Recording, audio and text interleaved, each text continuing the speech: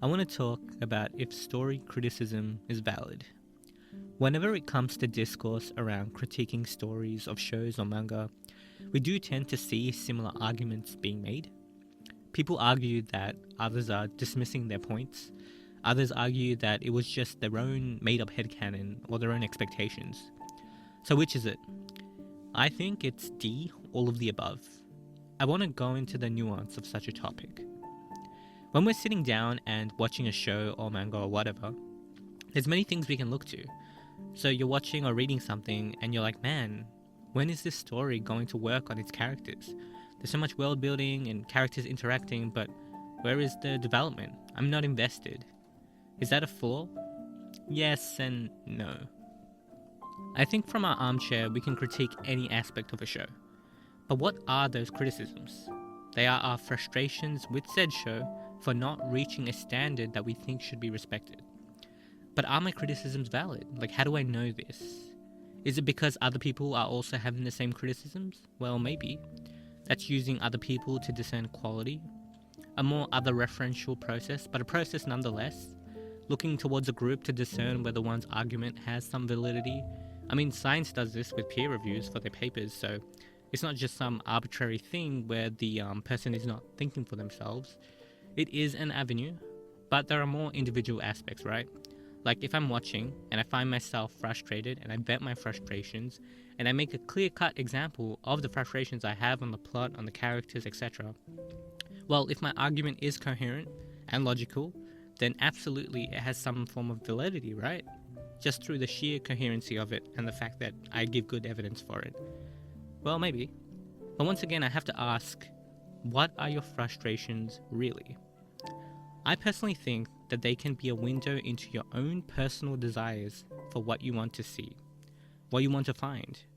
But in this context of watching TV shows or reading manga, one's personal desire on a more surface level would be to find something to enjoy, right? But that's way too vague, right? How can it be personal if the desire is this vague? Well, let's get more granular about it. If you look at your criticism for other products or shows, you'll start seeing patterns in what your criticisms are. For example, if you constantly find yourself frustrated that the plot is too simple in shows, then you desire complicated plots. If you find a pattern that you're constantly annoyed by lack of character development, then you desire stories with character development. Now, these are more broad categories, so you can be even more specific if you're present with what you're actually watching. So something I'm noticing is that I'm frustrated when there isn't a lot of contrast on screen. Part of why I love drawing in black and white is the contrast between the white and the black.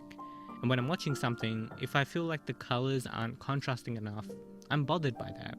Now that's very specific, right? But then it's up to me to find shows that accommodate for such tastes. And I think people do have things like that within them. Notice how the more specific I got, the more the frustration felt subjective. Like searching for contrast sounds very subjective, but when I talked about character development or plot or story, obviously plot and story are two different things, but like your brain probably went, oh, those are more objective metrics. So if I criticize a show for that, then it's different. That we're not just talking about some subjective want for contrast, we're talking about the foundation of storytelling here. And yet, both of these come from being frustrated with something in front of me. Both of them came from having criticism. I found both my issues with storytelling mechanics and my issue with the contrast through my frustration, through my critiques. So again, it begs the question, how much of my critiques are an indication of an objective standard of storytelling, and how much of my critiques are an indication of my personal desire for what I want to see? The line isn't super clear, because both are born from your frustration. And so that should create a little caution within you when criticizing something to ask, is this a reflection of what I specifically want to see, or is this a tenet of storytelling that is not being upheld? I personally believe that the thing that reconciles this polarity is to look at what the creators are trying to do with their story. And if the thing that they tried to do isn't done well, then it is a storytelling issue. So for example, let's say a story is trying to create a narrative where there is romantic tension between two characters, and that's what most of the story focuses on.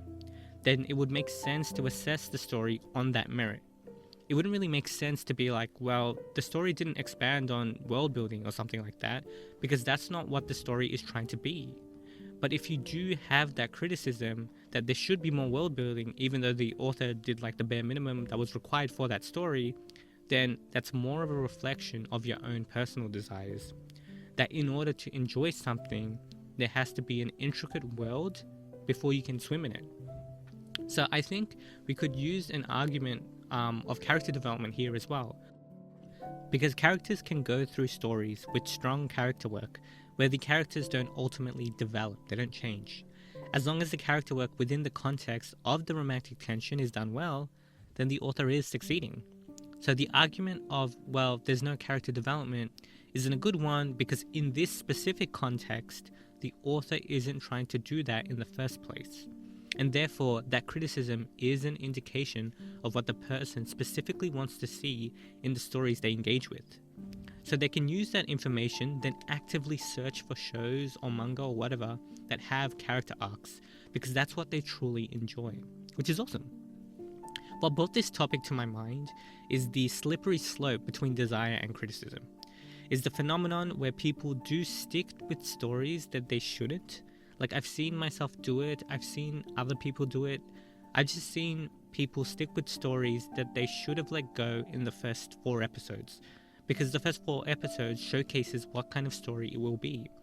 And just because it has maybe good reviews or people on the whole say it's great, they stick with it, even though the story isn't what they wanted in the first place.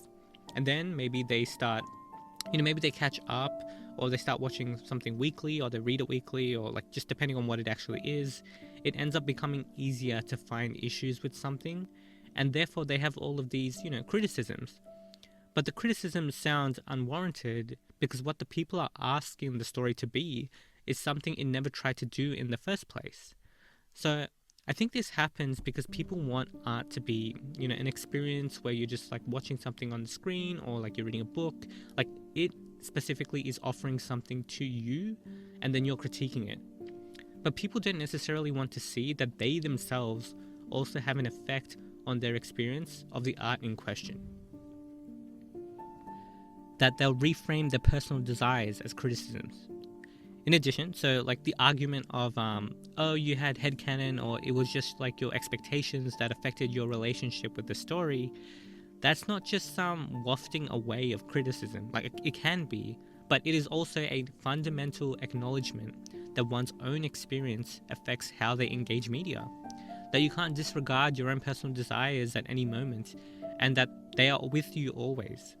Now, I do also think that actual criticism can be disregarded by people just saying, well, that was just your expectation, even though the criticism is actually getting at the crux of what the story is. So yes, absolutely, you can disregard genuine criticism. Like, you can critique the world building of, like One Piece, for example, because that is what it's trying to do or be. And when it tries to work on its characters and fails, like when it tries to do that, you can critique that, right? That makes sense, because it actually attempts to do that. But if the criticism is that One Piece should have gotten, like darker after the time skip or something, like that's not a criticism, that's a preference. Another example that's similar is this criticism that I've seen that like Naruto isn't about ninjas being stealthy. Well, in the first chapter, Naruto beats someone up with like 100 shadow clones or something. Like, that's not being stealthy at all. So from the jump, it was never about that, like, at all. So like those kind of criticisms don't really hold much weight at all. So at its core, like in this video, like what I want to highlight is this dance that is at play. And that it is exactly that, a dance. Like, this is not me being like, I'm pro-criticism or I'm pro-subjective desires and everything is subjective. Like, these are extreme stances. What I'm trying to say is that we ebb and flow between these. And our frustration is the object of concern.